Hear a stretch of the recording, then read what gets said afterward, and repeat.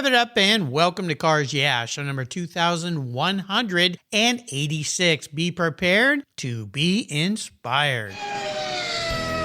This is Cars Yeah, where you'll enjoy interviews with inspiring automotive enthusiasts. Mark Green is here to provide you with a fuel injection of automotive inspiration. So get in, sit down, buckle up, and get ready for a wild ride here on Cars Yeah.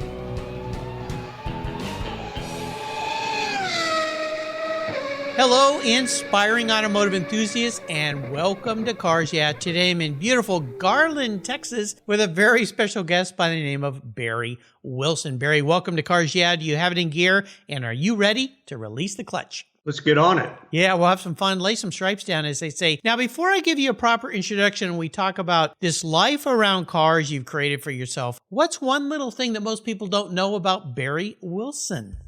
Well, that's a hard question for me to answer. I've been thinking about that. And I think probably the most mundane or boring thing I could say is that I'm a person that has to always be busy. And on the weekends, I'm usually outside in the yard. And my wife and I love bacon and tomato sandwiches. So I grow tomatoes in the early spring and then until it gets too hot in Texas to grow them anymore.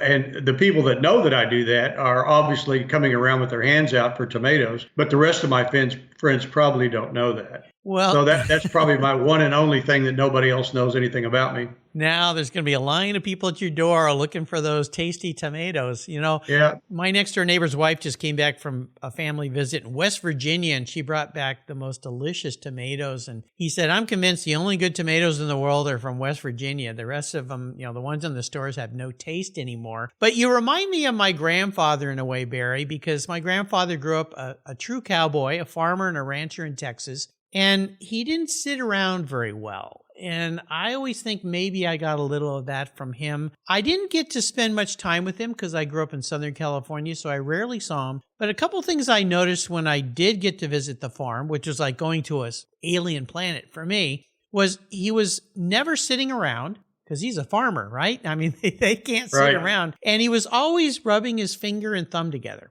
He had this nervous thing going on. And I asked him one time, I said, Grandpa, what's with the finger rubbing? And he goes, well, I just feel like there's always something to do. So that's something to do. Yeah, that's about right. I grew up in a rural community and it was all farmers. And, they are just constantly worried about what's going to happen next. They've got a whole field out there full of wheat and they wonder what the weather's going to be. And then if it is, what's going to happen? And when that's over, they start worrying about their cattle.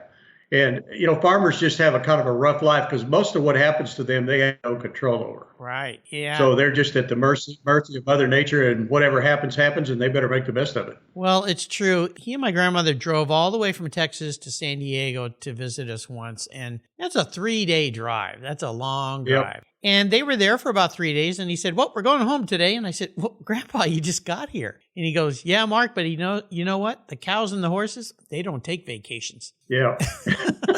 Yeah, that's about right. Yeah, I think he was bored. I think he just, had to get back. I mean, that's the way it is. So, well, I am a lot like him because I don't like to take vacation either. I'm a worker. So as soon as I get somewhere, I'm ready to go home. Yeah, well, I understand. I feel a little bit that way too. Unless I'm going to cool car shows or races, and then I can have a little bit of fun, but there's always something to do when I get back. Let me give you a proper introduction, and this might tell our listeners a little bit more about you. Barry Wilson is the owner of Wilson Auto Repair. It's a business he started over 40 years ago. His father was the Ford dealer in the small town of, now how do I say, Waukemis, Oklahoma? Waukemis, Oklahoma, with only 670 people in that town. And Barry grew up around cars, of course. He worked for the Ford Motor Company and the American Motors Corporation, AMC, I remember those guys, until starting his own business. He appeared regularly on Fox 4 TV for 10 years answering car repair questions, and he had his own radio show. Plus, he was often a guest on numerous local radio stations talking about cars. Barry's restored and repaired classic cars from the 60s and 70s for over 15 years. His website offers numerous how-to repair videos covering numerous automotive technical tips and tricks. So, as he said, he doesn't sit around very well. We'll be back in just a moment, but first a word from our sponsors, so give them a little love. They keep the fuel in the tanks here, and we'll be right back.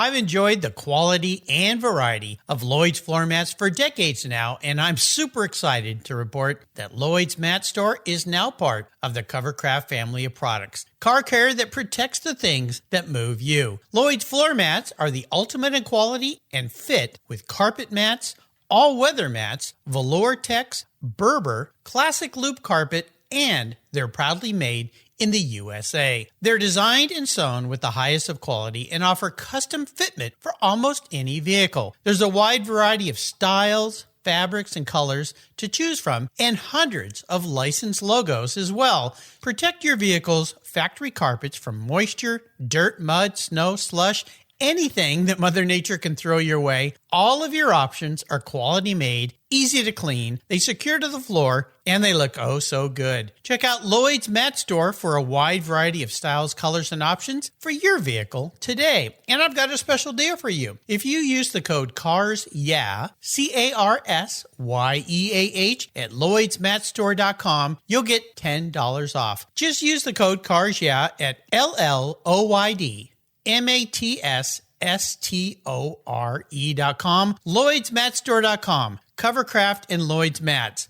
protecting the things that move you.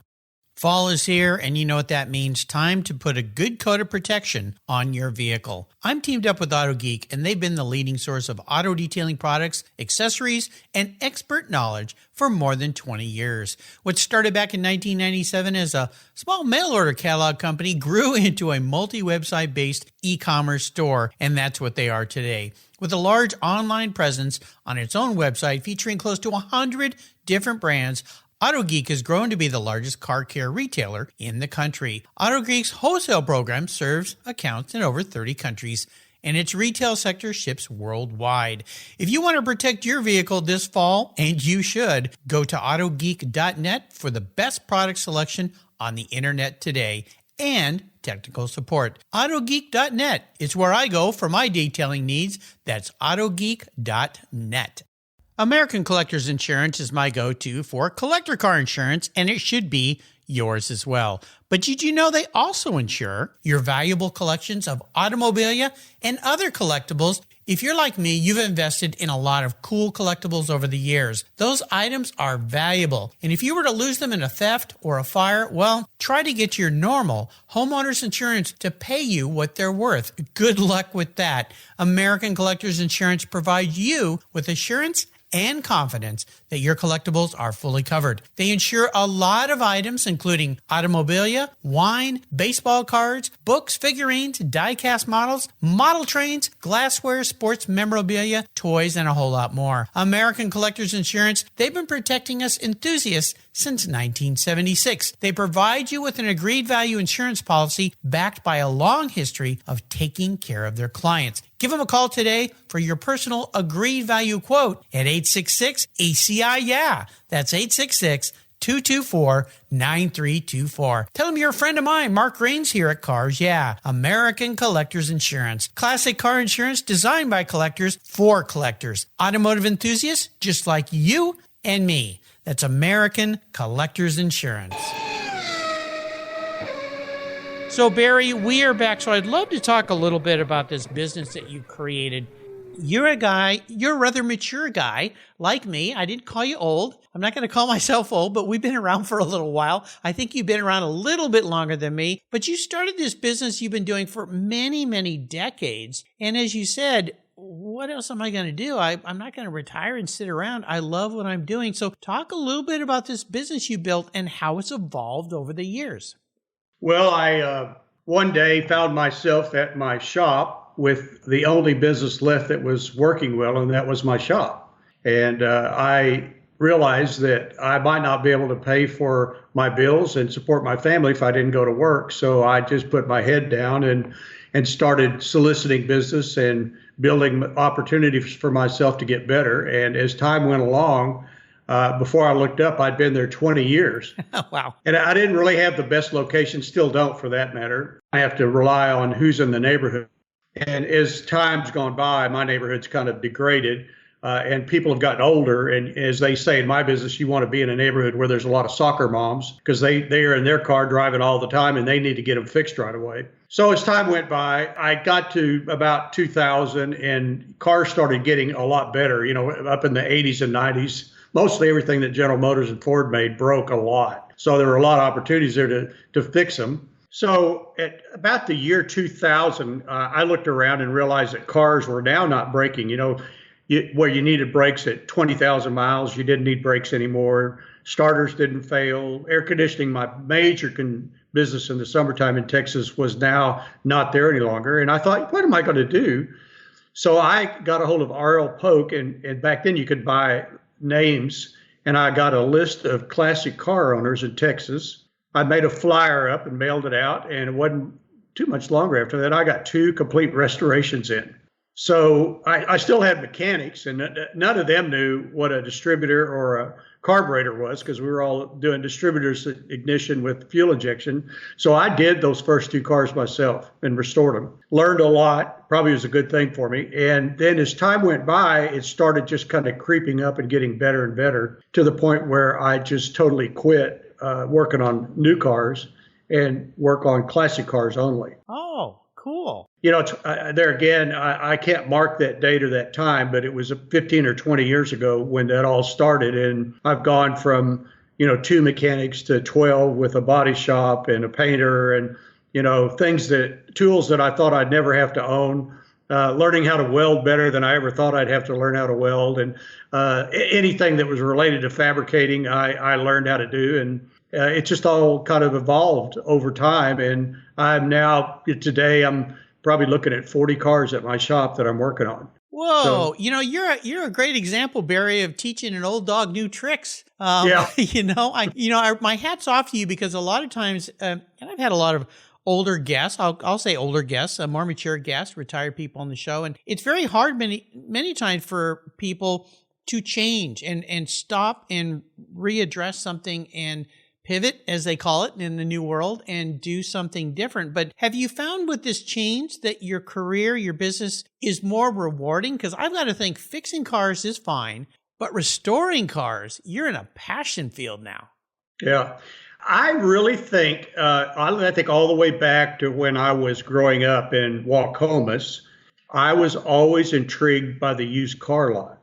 And my grandfather had a Model T out there that he never drove. I never saw it run, but it was always there. And I was always out there nosing around that car. And he would occasionally trade for a car in the 40s. And this would have been in the 50s and 60s. And I was always intrigued with those cars. And I really believe that as time has gone by, I'm now placed in a job that I was really intended to do from the very beginning. So, how that goes. And so I'm happy that, as you say, an old dog, I'm 75. So however many years that are left in me, I hope every one of them is spent around old cars. It's really exciting for me. Well, this is cool. You're a very young 75-year-old, I can tell right now. And I think this is neat. The other thing I mentioned in your intro, that you've embraced this new technologies, you've created videos, and you have a lot of videos on your website. Talk about those. Well, I also have to face reality. And the reality for me is that one day I'll wake up and there'll be a pain somewhere and not ever work again. So I have looked at what my business is worth. And as you may or may not know, most of the brokers out there don't give you much credit for 40 years worth of business. And I thought, I need to do something to enhance what I have so that if I do have to sell it, it'll be worth more money. So in the last year or so, I have gone into the semi-influencer business, trying to get affiliate dollars, trying to create more vision about my business. And all of that has turned into numerous videos that, fortunately, I had some experience on TV of how to explain things well enough people could understand it. And we've been putting all those videos on my website. And we'll see how that works out. It's just another adventure that's been a lot of fun. I also started a company called Lindsay's Classic Cars, which is a way you can buy and sell cars, where you place an ad on there and pay me for putting the ad on there, and then somebody else buys it. So far, after 8 months, I've not had an ad. So, so there again, you get to learn things, and those things have kept me busy, but I'm primarily busy at my shop. I offer a lot every day when I come to work. Those guys depend on me to help them through each one of the the problems that they have, and we have numerous problems with these old cars, trying to get them straightened out where they'll work right. Yeah, again, my hat's off to you because you've embraced new technology. You're trying new things. I mean, that's what successful businesses do. And I would imagine, have you thought of, or do you have your videos on YouTube? Do you have a YouTube channel? I do. Yeah, those videos that you see on my website site go straight to YouTube. Perfect. Yeah, that's the way to do it. Well, it sounds like, man, you're making some great strides. I think was pretty darn cool. And one of the things, and we're going to talk about a challenge in a minute, and I wanted to bring up the challenge these days of finding great workers. And we'll save that thought until after the break. But I also wanted to ask you about if there was a great mentor or influencer in your life, because most successful people, if not all that I've interviewed, have had somebody in their life that have helped them, influence them, inspire them to be who they are. Is there somebody like that in your life? Well, not a person, but lots of people. Starting with my grandfather. He was a German immigrant from a German family and was quite gentle and would let me wander around from about 3 years old till he passed away in his shop. And a big day for me was handing a tool to a mechanic, and he'd let me lean over the fender and watch him for hours at a time without really herding me in. So he kind of got me started and got my nose headed in the right direction. And then my dad was a taskmaster. He taught me how to work. And I've always been appreciative of that. That and the fact that he taught me what it meant to be honest. So my dad would take my brother and I as slaves, and if anything needed to get done in that little town, we were his slaves. And so I don't want to offend anyone, but he called all the women there that were without husbands, and men died early back then. He called them his widow women, and he would send us down to mow their yards. Work on whatever they needed done in the way of handyman stuff. We'd mow the yard at the church. He'd take us out and draw a circle in the dirt and tell us to start digging for a sewer tank or whatever. But he taught us the value of work. And that was really important, because now I have something to fall back on the rest of my life. I always know that if I can't make it, I can get a paper route or I can mow yards, and I can still make a living. So outside of that, and I'll end up here quickly, that I've learned to appreciate all the comments of all the people that I've been around all my life. A lot of my technicians have taught me a whole lot about fixing cars, and all of my friends have taught me a lot about how to live my life. Well, what is it about Texas? Holy cow. There must be something in the water there that helps people understand the value of hard work, because I'm sure that's where I got it. It was from my dad, and he got it from his dad. That and his ethics and honesty, and don't be afraid of a day of hard work. And I remember my father teaching me, have a trade to fall back on. So if things don't work out at your job, you can go do something. So he convinced me to start a detailing business when I was 14, which carried me all the way through college, paid for my college education, and even helped me save up when I got married for my first home. I was doing that on the weekends on top of working. So don't be afraid of hard work. We'll take a short break. We come back. I want to talk about this challenge question. I've got something in particular to ask you about. So keep that thought in mind, and we'll be right back. You've heard me talk about Linkage Magazine here on Cars Yeah for a couple of years now. Well, they're growing. And in 2023, they're going to grow from 4 issues a year to 6. And there's an opportunity here for you to take advantage of this growth. If you go to linkagemag.com and click on the Renew button, if you already subscribe, you can get a great deal. Use the code RENEW6 for 1 year, and you'll get 6 issues for the price of 4, or type in Renew 12 for 2 years, where you also have a great savings. Plus, they'll even throw in a free Linkage hat. How cool is that? The publisher of Linkage is Donald Osborne. He's been a guest multiple times here on Cars Yeah. He's become a good friend of mine, and I'll tell you, Linkage Magazine is one of those newer magazines that you're going to want to get. It's all about experiences, opinions, and values. It's a wonderful publication, something I look forward to getting. And now that I'm going to be getting 6 a year, even more special. So go to linkagemag.com. Again, use the code RENEW6 or RENEW12 to get that special deal. Do it before December 31st, 2022, so that in 2023, you'll get 6 issues of Linkage Magazine instead of 4. Cars Yeah has teamed up with TechForce Foundation, one of our charities of choice, to help young people who love cars, problem solving, and working with their hands pursue careers as professional technicians. From auto, collision, and restoration techs to motorcycle boats, race cars, and aviation, TechForce covers the gamut of technician opportunities. Technical education and the skills trades matter, and we need qualified, skilled technicians to keep our vehicles rolling. Learn how you can help to power the technical workforce at techforce.org today. So the challenge question now, you may have your own answer to a great challenge that you face, but I want to address this concern because it's really something that is happening in the world today. Finding great workers, it seems to be very hard, and finding people, that young people in particular, that want to work on old cars seems to be a challenge as well. So how do you manage that in your business, or is that a challenge? Well, it's a very big challenge, and it's not one that I'm the only one trying to face and overcome. I have learned to relax. That's how I'm handling it. Okay. I need to know how to do that. I understand. Well, last year, in all previous years, I always endeavored to look for people that I thought I could make into mechanics and that would like working on classic cars. And if I was a baseball player, I wouldn't be in the league anymore because I was really not very successful at that. And I don't know if it was who I picked or the fact that it's just a tough thing to learn. But this year, I've learned that I have 12 great guys that work for me, and I have more work than I can possibly get done. And I've learned to deal with both those things and just sit back, relax, do what I can do. And if I don't get it done, and somebody wants to come get their car, then that's okay.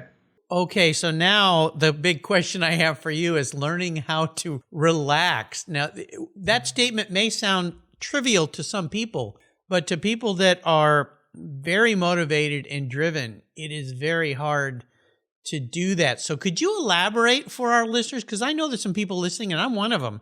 How to relax. 'Cause I hear that from my wife every once in a while. Can't you just relax and, sit back and enjoy a few moments? And it's it's hard to do. Yeah, it is. I think for me, what I learned out of all this is that there are certain things that I can control and certain things I can't control. So the things that I can control, I want to enjoy the ones that are important to me. So working on cars is very important. It's equally important for me to make sure that those cars are fixed.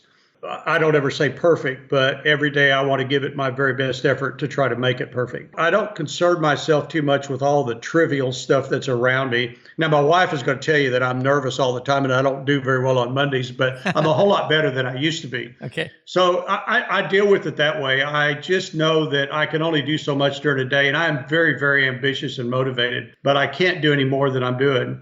If God wants to send me some more employees, I would be very happy for that to happen, because I think that's about the only way that it's going to actually evolve for me. I've tried ads and all different kinds of ways to bring people in, and you just kind of have to sit back and say, you're 75, things are good, you're paying your bills, you eat every day, your dogs are happy, and you're driving a nice pickup. Just take it for what it's worth and move on. Yeah, one of the great things about growing old and learning during life is you can share those lessons like you just shared with us today, which is a valuable lesson, which is hard for some people to understand and young people to go, what are you talking about? Yeah. But as we age, we get more wisdom and realize that life is pretty good.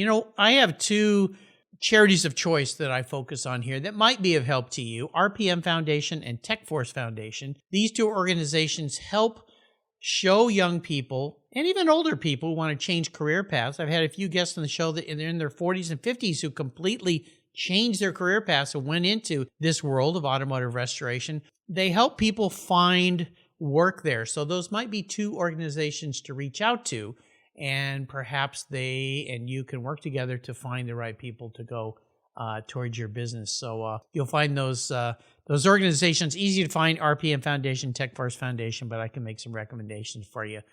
Great. Thank you. Yeah, hopefully I can be of some help. Now, one of the things we like to talk about here on Cars Yeah are special vehicles. And in your case, this could be a vehicle that you've owned, or maybe it's a vehicle that you've restored that you had no idea you'd have so much fun restoring, but it turned out to be something that you grew pretty fond of. So is there such a vehicle in your life? And if so, Share a story about that ride. Well, I'm probably just like all my customers. They all have one vehicle in their life that had a big impact on their life, whether it be at the drive-in or the racetrack or wherever. And they want to recreate their life around that vehicle. So I have the opportunity and the fun of hearing their stories and being involved. For me, my very first car was a 63 Galaxy 500 convertible. Nice. I grew up in a town where if you made 50 cents an hour, you were a rich man. and I somehow saved $1,000. I was kind of a miser. So all throughout, I saved money. And when I turned 16, I went to my grandfather's dealership and with my mother, and we put $1,000 down on this car. Wow. And my mother and I then shared the payments on it. She got to drive it to her school 12 miles away where she was teaching school. And I drove my other vehicle, which was a 1940 Ford pickup. And that was kind of my mechanic learner pickup. You know, if something broke, I could work on it and nobody'd criticize me. So that car probably meant the most to me. I drove it all the way up through about my last year of college. I finally wore it out. I had to do something else. I got out of the Army and I needed another car, so I traded it in. And then, 20 years later, I was still looking for it. So it was important to me. I do have another 63 Galaxy that sits at my shop that I have never restored, that I hope to get done someday in my life to just kind of complete that circle. Yeah, well, convertible makes it extra special too. So, yeah, that's a pretty neat car. So I'm going to be your car psychologist today. I do this with all my guests. I'm going to crawl into your head a little bit here and see how you manage this one. If you were reincarnated, pun intended, manifest as a vehicle. Now, this isn't what you want to be, Barry. This is how you perceive the man in the mirror. What kind of vehicle would you be? But the most important part of this question is the why. I know I'd be a pickup. Okay, I kind of figured that. I know I'd be a pickup. I don't think of myself as flashy. I find myself to be dependable. I'm always there when you need me. I'm useful. A pickup's very useful to lots of people that don't have pickups that need one. I'm dependable, and every day I have a purpose in life to do something, and that's what I think pickups are all about. So that would probably be. Well, of course, Texas, you got to be a pickup truck. I mean, although pickup trucks are popular everywhere in this country, you see them everywhere. They become a mainstay vehicle for so many people that don't even put anything in the back. They just love driving them. My next door neighbor drives a Wrap, and he's not like he's hauling that much around, but he just loves driving it. And I got to say, when he let me drive it when he got it new, I was pretty impressed with that thing. It wasn't like any truck I ever drove. Yeah, they're nice. My pickup bed's scratched, so you can tell I work out of it. There you I'm go. a little bit like a farmer. They throw stuff in there and it may stay there for a long time. So my pickup gets used all the time. There you go. Now, giving back, I have the concept here of getting to know you, the fortune of getting to know you a little bit, Barry. And I have a feeling that you're the kind of guy that likes to give back. Now, one way that I see you give back is you create jobs. And to me, one of the most important things in the world is for someone to have something to wake up and go do. And if that allows them a way to provide for themselves and their family, even better, because it makes us feel so good about ourselves. I think when you look at this country and the job market is robust, people are happy and you don't see as many problems. And when the job market is not robust, you see a lot of problems, a lot of emotional problems, violent problems. Just people are messed up when they can't take care of themselves. So what are some ways that you perceive that you give back to help others? Well, my wife told me to tell you that when I fill up with gas, I usually get hit up for a tank of gas and I always pay for it. Really? Wow. Yeah. So something about my face, although my grandchildren look at me with fear, when I pull into the gas station, there's something on my forehead that says, if you need gas to get to work, here, come see me. Well, that's awfully nice of you. And I somehow, and I'm not saying that happens a lot, but when it does, I think that's my opportunity to do something to help somebody. I don't think that when I think about giving back, I think we always try to think of that in broad terms. And in reality, if we're able to change one or two lives over the career of our own lives, then we've probably done a good job. So the one giving back that actually paid off for me was a young man, still a mechanic to this day. came in from high school. They said his teacher sent him down there to get an after-school job. And when I looked at him, I just could tell that he would never be a mechanic. I just knew that it wouldn't work out. And so I let him hang around there and kept a broom in his hand. And every once in a while, at the end of the day, he'd come up and say, Mr. Wilson, is there something that you're going to let me do to work on a car? So eventually I started letting him do stuff, and it was so exciting for him that he would run to the car for fear that I would change my mind before he got there. So as time progressed, he turned out to be a pretty mechanic, and that's been about 25 or 30 years ago that he started.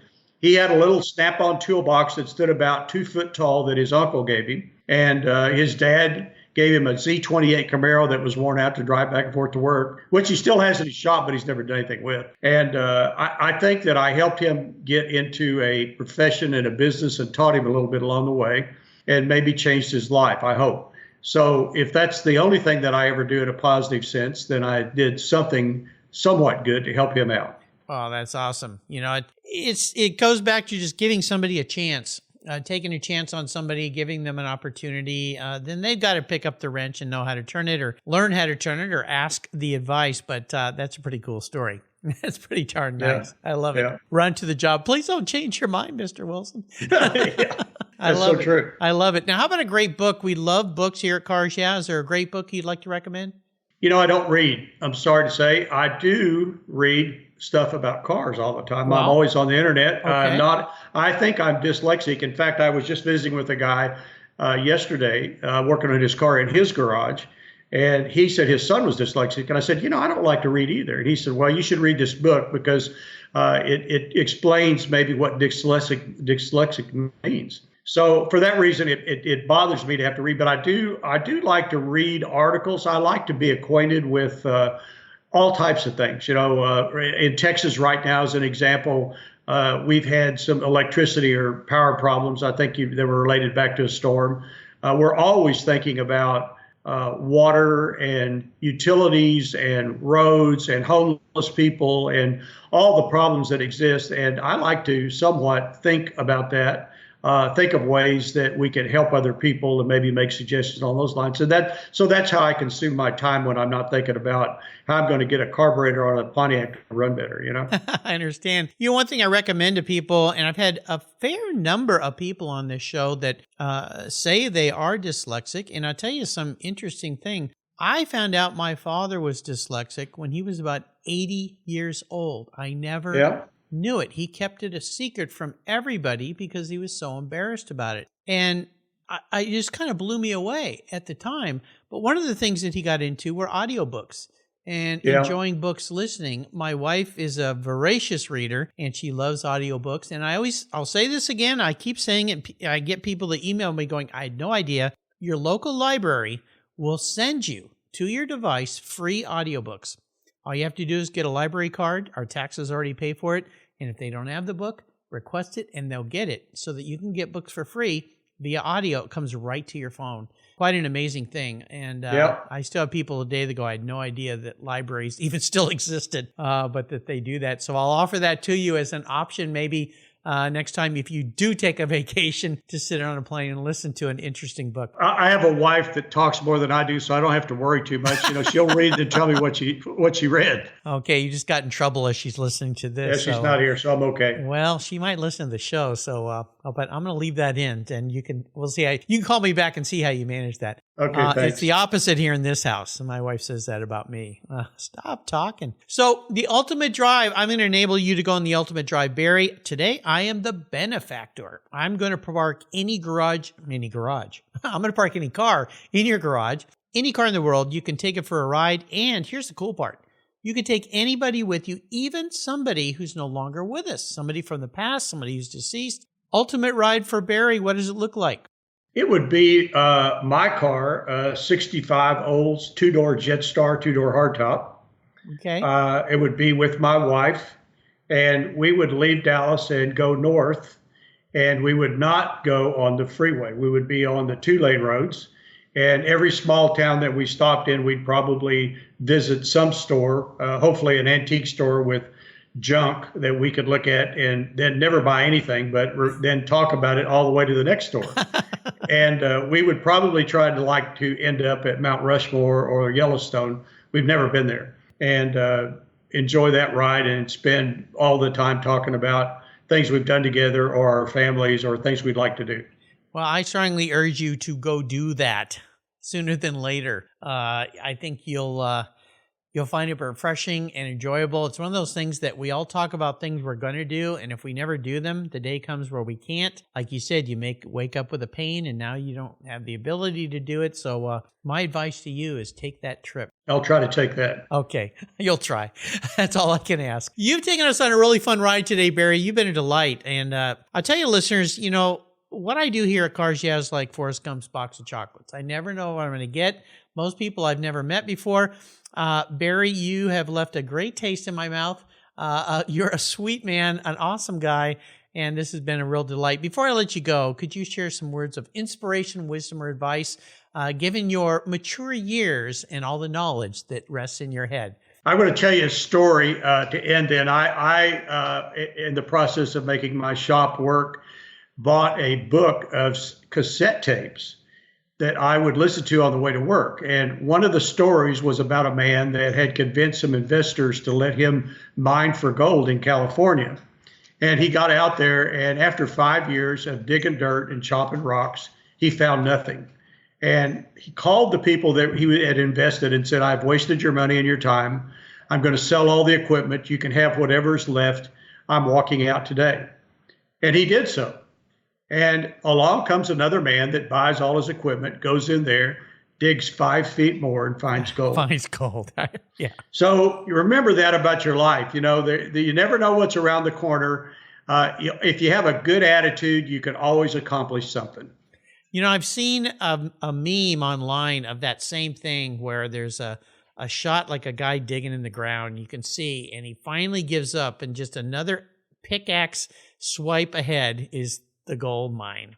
Right. And so, but the other one I've seen is sometimes you need to know when to stop digging and get out of the hole.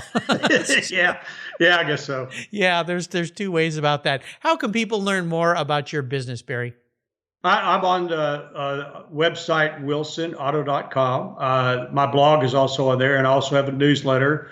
My daughter helps me with Instagram and Facebook, Wilson Auto Facebook. And you can also contact me at my shop anytime. My phone number is on my website. There you go. I'll put links to all of this on Barry's show notes page so you can reach out. You can follow him. Barry, you're a great testament to a guy, like I said, and I meant it with all kindness. You can teach an old dog new tricks. And, thanks. And I think it's pretty cool because I run across some people that are my age and older that sometimes just they don't want to learn anything more. And I always kind of wonder why. I get it, because this technology frustrates me sometimes when things don't work. But you know what? Sometimes you got to keep digging, and that gold could be the next pick away. So there you go. There you go. Barry, thank you for being so generous today with your time and your expertise and sharing your immense wisdom. Until you and I talk again, my friend, I'll see you maybe at Mount Rushmore down the road. There you go. That would be fun. This has been great. Thank you so much. Yes, sir. Thank you so much for joining us on today's ride here at Cars Yeah. Drive on over to carsyeah.com to find show notes and inspiring automotive fun. Download your free copy of Filler Up, a fun book filled with gorgeous photographs of fuel filler fun, including quotes from more inspiring automotive enthusiasts. Download your copy today, and we'll see you next time on Cars Yeah.